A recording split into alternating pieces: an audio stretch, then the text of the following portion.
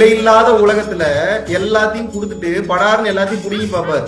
என்னன்னா இவனுக்கு பக்குவம் இருக்கா இல்ல இன்னும் இதே வேணும்னு கேட்கறானான்னு பாக்குறாரு அவரு. அப்ப நம்ம இப்போதைக்கு என்ன குருட்டாம்பாக்கல போக தேவையில்ல. சித்தர்களுடைய பாடல்களை வைத்து ஞானிகளுடைய உபதேசங்களை வைத்து மிக சரியாக ஒரு பாதையில் நாம் பயணம் செய்து கொண்டே போவதை தவிர நமக்கு வேற வழி இல்லைங்க. வேற எந்த வழி பெட்டரான வழி இருக்க முடியும்? அப்ப 24 மணி நேரமும் ஆனந்தம் மனதினால் கொடுக்க முடியாது. 24 மணி நேர ஆனந்தம் ஆன்மாவினால் மட்டும்தான் கொடுக்க முடியும். ஏனால் அந்த சச்சிதானந்த நிலைக்கு இன்னொரு பேர் என்னன்னா ஆன்மா, இறைவன் அர்த்தம். ஓம் சிவோஹம்.